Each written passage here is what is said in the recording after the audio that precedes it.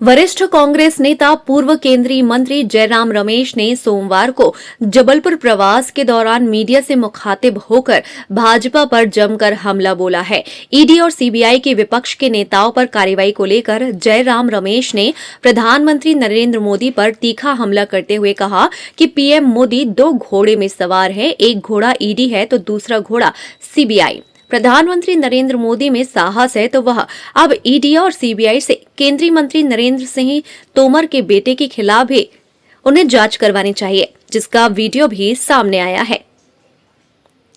Video में दिख रहा है कि कई करोड़ रुपए का व्यापार हो रहा है।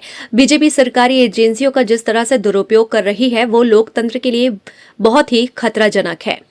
पूर्व केंद्रीय मंत्री जयराम रमेश का आरोप है कि प्रधानमंत्री नरेंद्र मोदी प्रतिशोध की राजनीति कर रहे हैं, लेकिन जब 3 दिसंबर को विधानसभा चुनावों के नतीजे आएंगे तो मध्य प्रदेश, छत्तीसगढ़, राजस्थान, तेलंगाना की जनता बीजेपी को जवाब सबक सिखाएगी और कांग्रेस को सभी राज्यों में स्पष्ट बहुमत मिलेगा। इस चुनाव में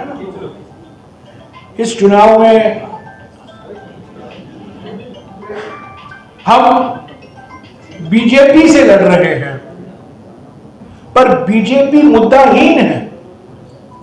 बीजेपी के पास सिर्फ 2 हथियार हैं, एक है ईडी और दूसरा है सीबीआई। ये 2 घोड़े पर चलते हैं, एक ईडी का घोड़ा है और एक सीबीआई का घोड़ा है। और मैं यही गुजारिश करूंगा प्रधानमंत्री से, क्योंकि ये ईडी और सीबीआई का इतना भारी इस्तेमाल कर रहे हैं, ये ईडी और सीबीआई का इस्तेमाल जो कल शाम को वीडियो आया है, जो एक वरिष्ठ कैबिनेट मंत्री के बेटे को फिल्म पर दिखाया गया है, कई करोड़ों रुपए का व्यापार हो रहा है, उस पर ईडी और सीबीआई की जांच करवाइए। बेमतलब बिना कारण हमारे मुख्यमंत्री राजस्थान, हमारे मुख्यमंत्री छत्तीसगढ़ के खिलाफ आरोप लगाया जा रहा है, पर जो आप ही के मंत्री के बेटे हैं जो फिल्म पर है, और वो आप कहते हैं, ये लोग कहते हैं ये साजिश है। जब कांग्रेस के खिलाफ कार्रवाई होती है वो कहते हैं हकीकत है, पर जब उनके खिलाफ सबूत निकलता है वो कहते हैं साजिश। मध्य प्रदेश विधानसभा चुनाव में केंद्रीय मंत्रियों के चुनाव लड़ने पर जयराम रमेश ने तंज कसते हुए कहा कि बीजेपी घबराई हुई है। यही वजह है कि वरिष्ठ केंद्रीय मंत्रियों को चुनाव लड़वा रही है। वहीं 2018 में बनी हुई सरकार गिराकर मध्य प्रदेश में पुनः भाजपा की सरकार बनने पर पूर्व केंद्रीय मंत्री जयराम रमेश ने कहा कि जिन्होंने हमें धोखा दिया था वह सभी सांप कौआ निकल गए हैं और अब 2023 में जो हमारी सरकार बनेगी वह पूरे 5 साल तक चलेगी। पूर्व केंद्रीय मंत्री का कहना है कि 5 राज्यों में जो विधानसभा चुनाव हो रहे हैं वह भाजपा वर्सेस कांग्रेस का है, इसलिए हमारा इस समय पूरा ध्यान भाजपा पर लगा हुआ है। वहीं इंडिया गठबंधन में बिखराव की भ्रामक अफवाहें भाजपाई ही उठा रहे हैं, जबकि इंडिया गठबंधन विधानसभा चुनाव के लिए नहीं लोकसभा चुनाव के लिए बना है। इसके अलावा मध्य प्रदेश सहित देश की राजनीति पर जयराम रमेश ने कई सवालों के बेबाकी से जवाब दिए और पीएम नरेंद्र मोदी से लेकर प्रदेश की शिवराज सरकार पर जमकर सियासी वार किए। ये घबराहट का एक प्रतीक है, ये भुखलाई हुई है। 7 मंत्री, पूर्व अध्यक्ष, वरिष्ठ मंत्री, ये क्या है? ये क्या दर्शाता है? ये घबराई हुई है, बौखलाहट है, और इसके अलावा इसका और कोई मायने नहीं रखता। इंडिया गठबंधन लोकसभा चुनाव को मद्देनजर रखते हुए बनाया गया। कभी हम सीपीएम के खिलाफ केरला में लड़ते हैं, पर वो इंडिया गठबंधन का अंग। तो ये वास्तविकता है और हम सब ने स्वीकारा था जब हमारी बैठक मुंबई और बेंगलुरु में हुई थी, जब इंडिया गठबंधन बना, सब लोगों ने माना कि राज्यों में हम एक साथ एक के खिलाफ लड़ेंगे, पर लोकसभा में हम एक होकर लड़ेंगे, एक साझा कार्यक्रम के आधार पर लड़ेंगे। यही था। इन 5 चुनावों में ये तो कांग्रेस के लिए बहुत महत्व रखता है। ये पांचों चुनाव में कांग्रेस बनाम बीजेपी है। तो हमारा जो ध्यान है इन विधानसभा के चुनावों पर ही था। खड़गे जी ने नीतीश कुमार जी से बात की है और खड़गे जी ने साफ कहा है कि इन चुनाव होने दीजिएगा। 28 तारीख प्रचार खत्म होगा तेलंगाना का, उसके बाद हम फिर से इंडिया गठबंधन के पार्टी से मुलाकात करेंगे और लोकसभा चुनाव के लिए जो तैयारी करनी है हम करेंगे। 2024 के लोकसभा चुनाव के लिए इंडिया गठबंधन ने अपना नारा भी तय किया है, जुड़ेगा भारत जीतेगा इंडिया। और उसको पूरा करने के लिए हम 100% वचनबद्ध हैं। लेकिन इस तरह की भारत का विकास होगा, रेवेन्यू आमदनी, सरकार की आमदनी बढ़ेगी, आर्थिक विकास होगा जब हमारी आर्थिक नीतियों में बदलाव आएगा। आज आर्थिक नीति की प्राथमिकता सिर्फ एक या दो मित्रों के विकास के लिए है, मध्यम वर्ग के लिए नहीं है, गरीबों के लिए नहीं है। 4 साल तक प्रधानमंत्री महात्मा गांधी नरेगा की आलोचना करते थे, आज वही महात्मा गांधी नरेगा की पूजा कर रहे हैं। जीएसटी देखिए, नोटबंदी का नकारात्मक असर किस पर पड़ा? मजदूरों पर पड़ा, असंगठित क्षेत्र पर पड़ा। तो आर्थिक नीतियों की प्राथमिकताओं के कारण कर्ज बढ़ रहा है, विषमताएं बढ़ रही है, महंगाई बढ़ रहा है। तो इस आर्थिक विकास से हमें जो हम फंसे हुए हैं, क्योंकि प्रधानमंत्री के मन में यही है कि एक या दो पूंजीपतियों को पूरा समर्थन दो और मध्यम वर्ग के लिए आप बोलते जाओ, भाषण देते जाओ, सपने दिखाए जाओ।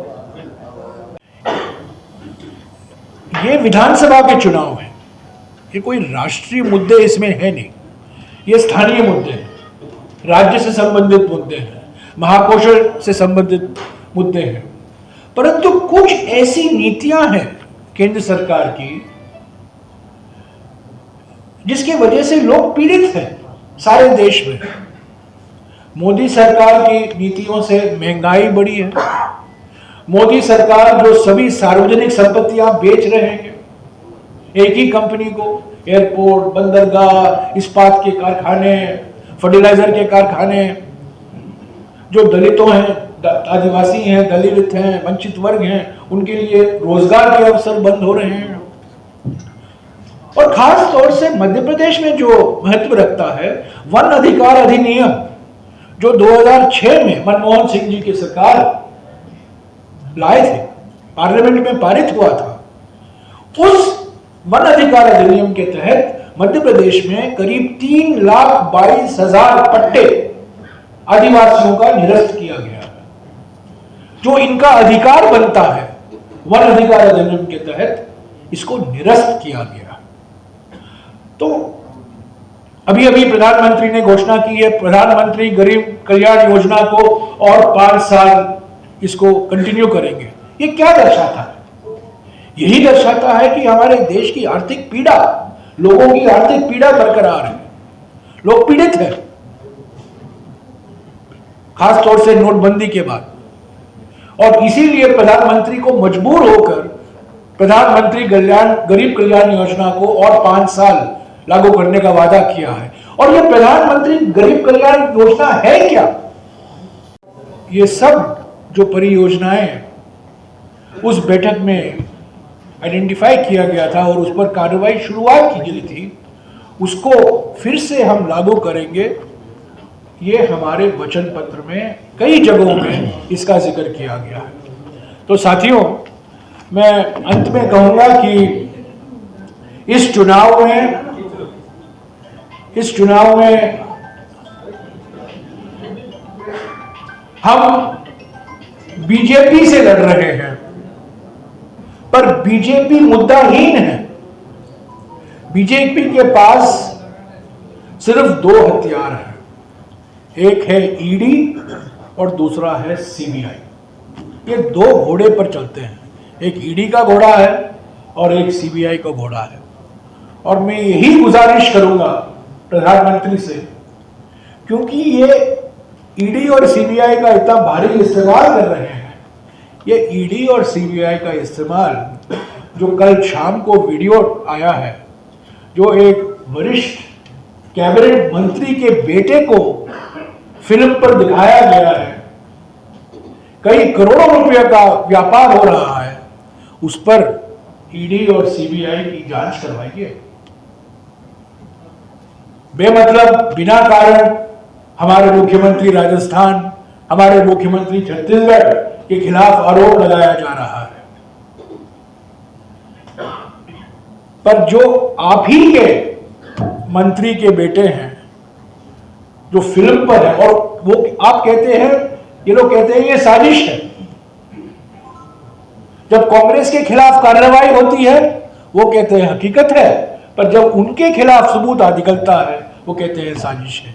ये कि हमारे वचन पत्र में कई जगहों में महाकौशल का जिक्र किया गया।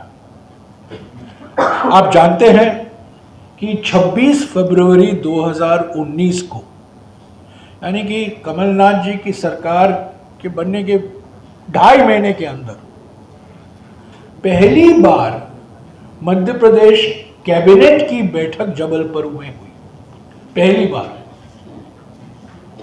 और उस महत्वपूर्ण बैठक में कई ऐतिहासिक निर्णय लिए गए। 3,000 करोड़ रुपया कई प्रोजेक्ट उसमें चर्चा हुई, उस कैबिनेट में मंजूरी दी गई। पर अफसोस की बात है कि 1 साल 14 महीने के बाद कमलनाथ जी की सरकार गिरी, या मैं गिरी नहीं कहूंगा, गिरवाई गई। और जो घोषणाएं की गई थी जबलपुर की बैठक के बाद वो स्थगित किया गया, उस पर और कई कुछ काम नहीं हो पाया। तो वो जो हमने जिक्र किया था उस बैठक में, ये वचन पत्र में भी है, फूड प्रोसेसिंग इंडस्ट्री को लेकर, खास तौर से मटर प्रोसेसिंग इंडस्ट्री के बारे में, पावरलूम पार्क के बारे में, नर्मदा रिवर फ्रंट और बायोडायवर्सिटी संरक्षण प्रोजेक्ट के बारे में। तो महाकौशल से संबंधित और इस इलाके से संबंधित ये दूसरे जगहों के इलाकों की तुलना में थोड़ा धीमी गति। नेशनल फूड सिक्योरिटी एक्ट, राष्ट्रीय खाद्य सुरक्षा कानून का नाम बदलकर प्रधानमंत्री गरीब कल्याण योजना रख दी। ऐसे तो बहुत कुछ योजना है, निर्मल भारत अभियान, स्वच्छ भारत अभियान बन गया। ऐसे सभी परियोजनाओं को नया नाम देकर श्रेय लेने की कोशिश की है, और ये प्रधानमंत्री गरीब कल्याण योजना इसका एक मिसाल है। तो मेरा ये कहने का मतलब है, ये विधानसभा के चुनाव है, ज्यादातर मुद्दे विधानसभा चुनाव में स्थानीय मुद्दों पर ही लड़ा जाता है। पर मैं सिर्फ यही कहना चाहता हूं कि केंद्र सरकार की नीतियों के कारण, मोदी सरकार, खास तौर से मोदी सरकार की नीतियों के कारण जो पीड़ा बढ़ी है हमारे लोगों की, परिवारों की, गरीब परिवारों की, मध्यम परिवारों की, आर्थिक विषमताएं बढ़ी हैं, महंगाई बढ़ती जा रही है। रोज अखबार में आप देखिए, महंगाई के बारे में कुछ ना कुछ अखबार में छपा रहता है। इस बारे में हमने कहा है कि 100 यूनिट तक बिजली मुफ्त सप्लाई किया जाएगा, और 100 से 200 यूनिट के बीच में जो आज बिल है उसका आधा किया जाएगा, हाफ बिल। तो बिजली के बारे में चौथा प्रमुख guarantee OPS, old pension scheme, जो सरकारी कर्मचारियों के लिए बहुत महत्वपूर्ण है, और ये लंबे समय से ये मांग आ रही है। हमने हिमाचल में, राजस्थान में और छत्तीसगढ़ में ओपीएस लागू किया है। हमारी खूब आलोचना की गई, प्रधानमंत्री ने हमारी खूब आलोचना की जब हमने ओपीएस की घोषणा की, और वही प्रधानमंत्री आज अपने सरकार को कहते हैं, आप देखो कैसे ये नया पेंशन स्कीम में हम बदलाव ला सके। ताकि हम ओपीएस के रास्ते पर आए, तो उनको भी अपना सिर झुकाना पड़ा। और हम गारंटी कर रहे हैं कि मध्य प्रदेश के सभी जो रिटायर्ड कर्मचारी हैं, राज्य सरकार के कर्मचारी, अध्यापक हों या स्वास्थ्य संबंधित जो मैन पावर है, टीचर हैं, डॉक्टर हैं, नर्सेस हैं, पुलिस वाले कर्मचारी हैं, जो रिटायर्ड सरकारी अफसर हैं, उनको ओल्ड पुराना पेंशन स्कीम लागू होगा। लागू होने की संभावना नहीं, लागू होगा। युवाओं के लिए, शिक्षा के लिए, बेरोजगारी भत्ता के लिए जो अनएम्प्लॉयमेंट अलाउंस है, 40 लाख युवा रजिस्टर्ड बेरोजगार हैं मध्य प्रदेश में। 40 लाख। 2 लाख सरकारी पद को भरा नहीं गया है। तो इसके बारे में भी हमने गारंटी दी है, भत्ता दिया जाएगा, 2 लाख पदे पूरे किए जाएंगे, उसको भरे जाएंगे, बैकलॉग को हम खत्म करेंगे, और शिक्षा में जो छात्रवृत्ति है उसको हम काफी भारी मात्रा में 500 रुपया को से लेकर 1500 रुपया करेंगे। तो ये गारंटी जो है महिलाओं के लिए, आदिवासियों के लिए हमने कहा है तेंदुपत्ता संग्रहण में जो आज 3000 रुपया प्रति बैग है उसको हम 4000 रुपया करेंगे। और जो ये जो गारंटियां हैं महिलाओं के लिए, युवाओं के लिए, आदिवासियों के लिए, किसानों के लिए, ये हम हमारे अनुभव जो मैं आपके सामने रखना चाहता हूं कि हमारे पार्टी की ओर से हमने अभी हमारे देश की राजनीतिक शब्दकोश में एक नया शब्द शामिल किया है। वो शब्द क्या है? गारंटी। हमने कर्नाटका के चुनाव में 6 गारंटी की घोषणा की और 1 महीने के अंदर हमारी सरकार ने उन गारंटियों को पूरा किया, यानी कि प्रक्रिया शुरू की। राजस्थान में, छत्तीसगढ़ में, मध्य प्रदेश में हमारे नेता खड़गे जी, राहुल जी, प्रियंका जी, कमलनाथ जी, सभी ने हमारा वचन पत्र जो हमने निकाला है, इसमें हमने 12 प्रमुख गारंटियां दी। किसानों के लिए, महिलाओं के लिए, युवाओं के लिए, आदिवासियों के लिए, सुशासन के लिए हमने 12 प्रमुख गारंटियां दी हैं। और मैं सारे 12 को नहीं गिनाऊंगा आपको, पर 4 या 5 जो प्रमुख गारंटी है उसका संक्षिप्त में मैं जिक्र करूंगा। महिलाओं के लिए हमने गारंटी किया है कि 1 जनवरी 2024, 1 जनवरी 2024 यानी कि नव वर्ष के शुरू, पटवारी यहां तक कि महाकाल को भी नहीं छोड़ा। प्रियंका जी आई थी, उन्होंने 250 घोटाले का जिक्र किया। मैं उस सभी 250 घोटालों को नहीं गिनाऊंगा, पर यही कहूंगा कि ऐसा कोई राज्य नहीं है जहां इतनी भारी मात्रा में घोटाले हुए हैं। दूसरी बात, ये सरकारी आंकड़े हैं। मैं कांग्रेस पार्टी के आंकड़े के आधार पर ये नहीं कह रहा हूं, ये सरकारी आंकड़े हैं। महिलाओं पर जो अत्याचार हो रहे हैं, मध्य प्रदेश नंबर 1 स्थान पर है। आदिवासियों पर जो अत्याचार होते हैं उसमें भी मध्य प्रदेश नंबर 1 स्थान पे है।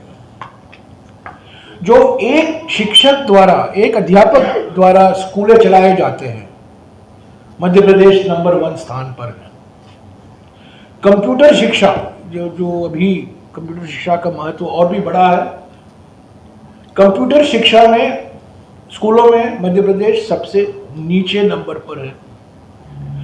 जो बाल मृत्यु दर है, जो स्वास्थ्य को दर्शाता है, जो बाल मृत्यु दर है या मातृ मृत्यु दर है, मध्य प्रदेश सबसे ऊंचे स्थान पर है। देश की औसत यहां है और मध्य प्रदेश यहां है, नंबर 1 स्थान पे। और बाल कुपोषण में सरकारी आंकड़े के अनुसार मध्य प्रदेश में सबसे ज्यादा बाल कुपोषण है। सोनिया जी ने एक आर्टिकल लिखा है पिछले कुछ दिनों में। राहुल जी ने इस पर एक बयान दिया है, प्रियंका जी ने इस पर कुछ कहा है। तो आप, ये कोई प्राइवेट बात नहीं है, उन्होंने पब्लिकली भी कहा है। मैंने 8 तारीख को जो कुछ कहना था कह दिया पार्टी की ओर से। अक्टूबर 8 को जो कुछ कहना था हमने कह दिया। मैं इसके ऊपर और कुछ नहीं कहूँगा, क्योंकि 2023 के विधानसभा चुनाव में मुद्दा है महंगाई, मुद्दा है कमलनाथ जी की सरकार के खिलाफ गद्दारी, किसान कल्याण, बेरोजगारी, महिलाओं को पीड़ित है, ये मुद्दे हैं।